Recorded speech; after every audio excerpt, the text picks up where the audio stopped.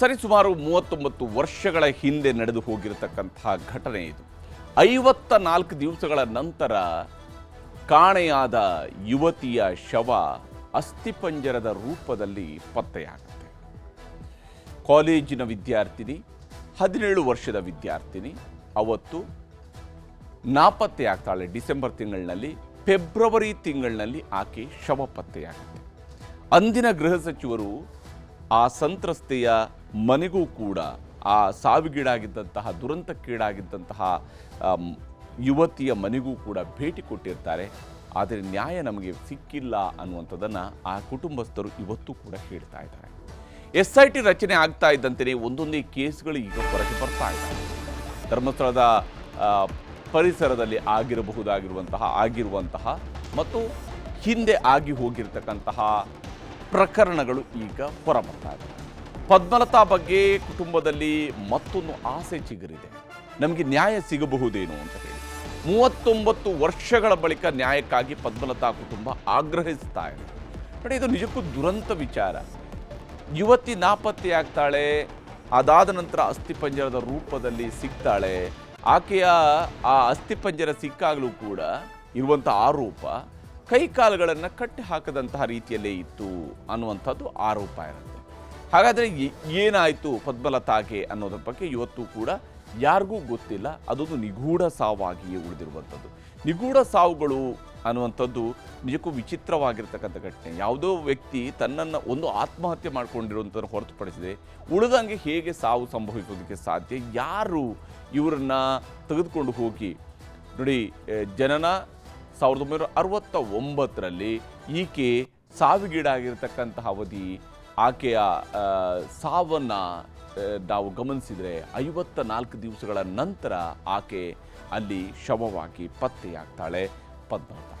ನಿಜಕ್ಕೂ ಬಹಳ ನಿಗೂಢವಾಗಿ ಉಳಿದಂತಹ ಪ್ರಕರಣ ಇದಾಗಿತ್ತು.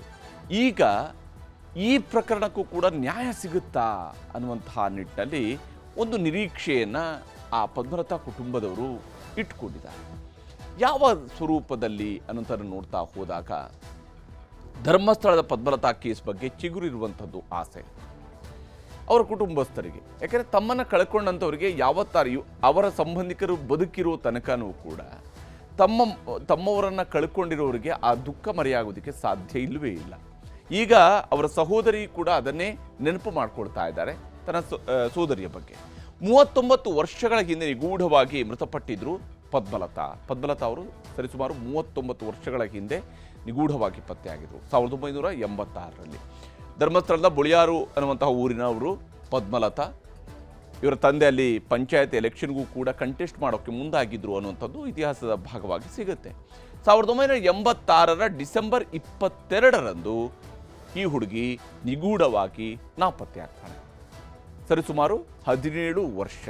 ಆಗ ಇವರಿಗೆ, ಪದ್ಮಲತಾ ಅವರಿಗೆ ಅವಾಗ 17 ವರ್ಷ. ಕೈಕಾಲು ಕಟ್ಟಿ ಹಾಕಿದ ಸ್ಥಿತಿಯಲ್ಲಿ ಅಸ್ಥಿಪಂಜರ ಸಿಕ್ಕಿತ್ತು. ಈ ಕೈಕಾಲುಗಳನ್ನು ಅವಳೇ ಕಟ್ಟಿಕೊಂಡು ಬಿದ್ದು ಸಾಯೋದಕ್ಕೆ ಸಾಧ್ಯ ಇಲ್ಲ. ಅಲ್ಲಿ ಹೊಳೆಯಲ್ಲಿ ಶವ ಸಿಗುತ್ತೆ, ಅಸ್ಥಿಪಂಜರ ರೀತಿಯಲ್ಲಿ ಸಿಗುತ್ತೆ. ಅವಳಾಗಿಯೇ ಅವಳನ್ನು ಕೈಕಾಲು ಕಟ್ಟಿಕೊಂಡು ಬಿದ್ದು ಸಾಯೋದಕ್ಕಂತ ಸಾಧ್ಯ ಇಲ್ಲ. ಯಾರೋ ಆ ಕೃತ್ಯ ಎಸಗಿರ್ತಾರೆ. 54 ದಿನಗಳ ಬಳಿಕ ಪದ್ಮಲತಾ ಶವ ಪತ್ತೆಯಾಗುತ್ತೆ. ಅಂದರೆ ಆ ಅಸ್ಥಿಪಂಜರ ಪತ್ತೆಯಾಗುತ್ತೆ. ಪತ್ತೆಯಾಗದ ಪ್ರಕರಣ ಅಂತ ಹೇಳಿ CID ಪೊಲೀಸರು ಕೈ ಚೆಲ್ತಾರೆ. CID ಪೊಲೀಸರು ಇದೊಂದು ಪತ್ತೆಯಾಗದ ಪ್ರಕರಣ ಅಂತೇಳಿ ಕೈ ಚೆಲ್ಲಿಬಿಡ್ತಾರೆ.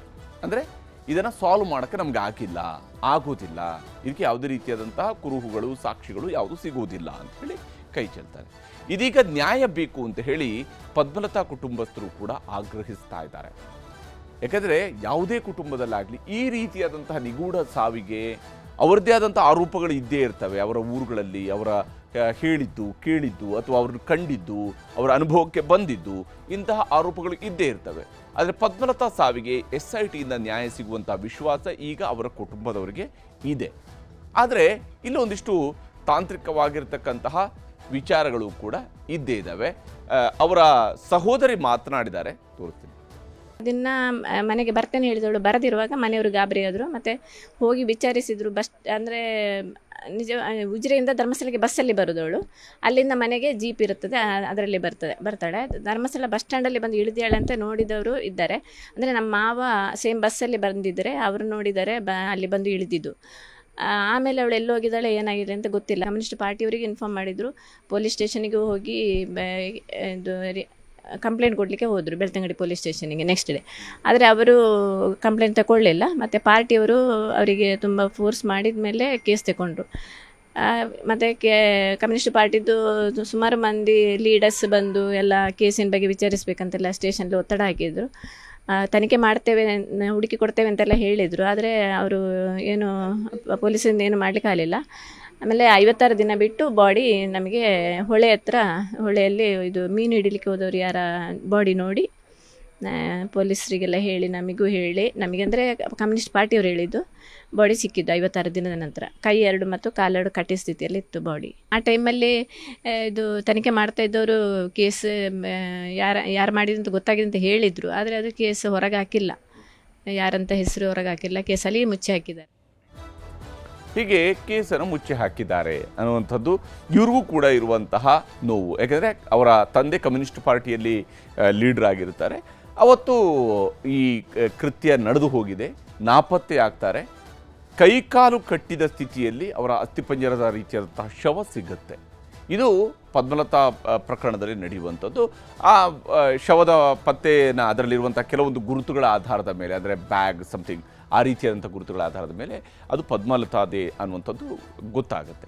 ಆದರೆ ಇಲ್ಲೊಂದು ತಾಂತ್ರಿಕವಾಗಿರುವಂಥ ಪ್ರಶ್ನೆ ಇದೆ. SIT ವಿಚಾರಕ್ಕೆ ಬಂದಾಗ SIT ವ್ಯಾಪ್ತಿಗೆ ಇದು ಬರುತ್ತಾ ಅಂತ ಹೇಳಿ. ಯಾಕಂದರೆ ಇಲ್ಲಿ ಕೆಲವು ಅನುಮಾನಗಳಿದ್ದಾವೆ. ಬಹುಶಃ SIT ಕೂಡ ಇದನ್ನು ಮುಂದೆ ಕ್ಲಿಯರ್ ಮಾಡಬೇಕಾಗಿದೆ. ಆದರೆ ನ್ಯಾಯ ಸಿಗಬೇಕು ಅನ್ನುವಂತಹ ಪದ್ಮಲತಾ ಕುಟುಂಬದವರ ಕೂಗು ಇದೆಯಲ್ಲ, ಅದು ನಿಜಕ್ಕೂ ಕೂಡ ಬಹಳ ಮುಖ್ಯವಾಗಿರುವಂಥದ್ದು. ಮತ್ತು ಪದ್ಮಲತಾ ಸಾವಿಗೂ ಕೂಡ ನ್ಯಾಯ ಸಿಗಬೇಕು. ಪದ್ಮಲತಾ ಪ್ರಕರಣವನ್ನು SIT ತನಿಖೆಗೆ ಕೈಗೆತ್ತಿಕೊಳ್ಳುತ್ತಾ ಅಂತ ಹೇಳಿ ಬಹಳ ಮುಖ್ಯವಾಗಿರುವಂಥದ್ದು. ಈ ಪ್ರಕರಣವನ್ನು SIT ತನಿಖೆಗೆ ಕೈಗೆತ್ತಿಕೊಳ್ಳುತ್ತಾ ಅಂತ ಹೇಳುವಂಥದ್ದು. ಸಾಮೂಹಿಕ ಸಮಾಧಿ ಪ್ರಕರಣಗಳಿಗೆ ಮಾತ್ರ SIT ತನಿಖೆ ಸೀಮಿತಗೊಳ್ಳುತ್ತಾ? ಇಲ್ಲಿ ಸಾವಿಗೆ ಸಂಬಂಧಪಟ್ಟಂತೆ ಕೊಲೆಗೆ ಅಥವಾ ಆಕೆಯ ನಾಪತ್ತೆಯ ನಂತರ ಆಕೆಯ ಸಾವಿಗೆ ಏನೇನು ಕಾರಣ ಆಯಿತು ಅನ್ನೋದಕ್ಕೆ ಸಂಬಂಧಪಟ್ಟಂತೆ ಯಾವುದೇ ಸಾಕ್ಷ್ಯಗಳು ಸಿಕ್ಕಿಲ್ಲ ಅಂಥೇಳಿ ಈ ಕೇಸನ್ನು ಮುಚ್ಚಲಾಗುತ್ತೆ, ಅಂದರೆ ಕೈ ಬಿಡಲಾಗುತ್ತೆ ತನಿಖೆಯಿಂದ. ಈಗ SIT ಇದನ್ನು ತನಿಖೆ ನಡೆಸೋದಕ್ಕೆ ಆಗುತ್ತಾ? ಪದ್ಮಲತಾ ಪ್ರಕರಣದಲ್ಲಿ ಅಸ್ಥಿಪಂಜರವಾಗಿ ಪತ್ತೆಯಾಗಿತ್ತು ಶವ, ಆಕೆಯ ಶವ ಪತ್ತೆಯಾಗಿತ್ತು.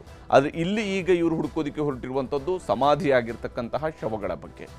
14 ದಿವಸಗಳ ನಂತರ ಪದ್ಮಲತಾ ಶವ ಪತ್ತೆಯಾಗಿತ್ತು. CID ತನಿಖೆಯಿಂದ ನ್ಯಾಯ ಅವತ್ತು ಸಿಕ್ಕಿರಲಿಲ್ಲ. ಶವ ಪತ್ತೆಯಾಗಿದ್ದ ಪ್ರಕರಣವನ್ನು SIT ಮತ್ತೆ ತನಿಖೆಗೆ ಎತ್ತಿಕೊಳ್ಳುತ್ತಾ? ಅಂದರೆ ನಿಗೂಢ ನಾಪತ್ತೆಯ ಪ್ರಕರಣಗಳನ್ನು ಕೂಡ ಈ ಸಮಾಧಿ ಜೊತೆಗೇನೆ ಸೇರಿಸ್ಕೊಳ್ತಾರಾ? ನಿಗೂಢ ನಾಪತ್ತೆಗಳು ಅನ್ನು ಕೂಡ ಸೇರಿಸ್ಕೊಳ್ತಾರೆ. ಕೇವಲ ಹೂತಿಟ್ಟ ಅಪರಿಚಿತ ಶವಗಳ ಪತ್ತೆ ಹಾಗೂ ಅದರ ಸುತ್ತಲೇ ತನಿಖೆ ನಡೆಯುತ್ತಾ ಅನ್ನೋದರ ಬಗ್ಗೆಯೂ ಕೂಡ ಅನುಮಾನ ಇದ್ದೇ ಇದೆ. ಹೀಗಾಗಿ ಪದ್ಮಲತಾ ಪ್ರಕರಣವನ್ನು ಕೈಗೆತ್ತಿಕೊಳ್ತಾರಾ ಇಲ್ವಾ ಅನ್ನುವಂಥದ್ದು ಇದ್ದೇ ಇರುವಂತಹ ಪ್ರಶ್ನೆ. ಒಟ್ಟು ಅಲ್ಲಿರುವಂತಹ ಜನರ ಆಗ್ರಹ ಅಂದರೆ ಪದ್ಮಲತಾ ಪ್ರಕರಣವೂ ಕೂಡ ಬೆಳಕಿಗೆ ಬರಬೇಕು, ಆಕೆಗೂ ಕೂಡ ನ್ಯಾಯ ಸಿಗಬೇಕು, ಆಕೆಯ ಸಾವು ವ್ಯರ್ಥ ಆಗಬಾರದು ಅಂತ ಹೇಳಿ. ಆ ಸಾವಿಗೂ ಕಾರಣ ಯಾರು ಅನ್ನೋದು ಗೊತ್ತಾಗಬೇಕು. ಈ ಒತ್ತಾಯ ಅಲ್ಲಿಂದ ಕೇಳಿ ಬರ್ತಾ ಇದೆ. ಇಲ್ಲಿ SIT ಇವಾಗ ಇದರ ಬಗ್ಗೆ ತನಿಖೆಯನ್ನು ಕೈಗೆತ್ತಿಕೊಂಡ ನಂತರ ಯಾವ ಸ್ವರೂಪದಲ್ಲಿ ಮುಂದೆ ತನಿಖೆಯನ್ನು ನಡೆಸ್ತಾ ಹೋಗುತ್ತೆ? ಯಾಕಂದರೆ ಅವರು ಇನ್ನೂ ಕೂಡ ಧರ್ಮಸ್ಥಳಕ್ಕೆ ಹೋಗಬೇಕು, ಕೇಸ್ ಫೈಲನ್ನು ತೆಗೆದುಕೊಳ್ಬೇಕು. ಕೇಸ್ ಫೈಲನ್ನು ತಗೊಂಡ ನಂತರ ತನಿಖೆ ಶುರು ಆಗುತ್ತೆ. SIT ಈಗ ಕೇವಲ 4 IPS ಅಧಿಕಾರಿಗಳು ಮತ್ತು SIT ತಂಡದ ಮುಖ್ಯಸ್ಥರ ನೇಮಕ ಆಗಿದೆ. ಇನ್ನು SIT ಟೀಮ್ಗೆ ಬೇಕಾಗಿರುವಂಥ ಮೆಂಬರ್ಸ್ ಇನ್ನಷ್ಟೇ ಅವ್ರನ್ನ ಹೆಸರನ್ನು ಹೇಳಬೇಕಾಗುತ್ತೆ, ಅವ್ರನ್ನ ಹೆಸರಿಸಬೇಕಾಗುತ್ತೆ, ಟೀಮ್ಗಳ ರಚನೆ ಆಗಬೇಕಾಗುತ್ತೆ. ನಂತರ ಈ ಪ್ರಕ್ರಿಯೆಗಳು ಶುರುವಾಗುತ್ತೆ. ಬಟ್ ಇದನ್ನು ಆದಷ್ಟು ತ್ವರಿತಗತಿಯಲ್ಲಿ ಮಾಡಬೇಕಾಗಿದೆ ಅನ್ನುವಂಥ ಒತ್ತಾಯವು ಕೂಡ ಸಾಮಾನ್ಯ ಜನರಲ್ಲಿ ಇರುವಂಥದ್ದು.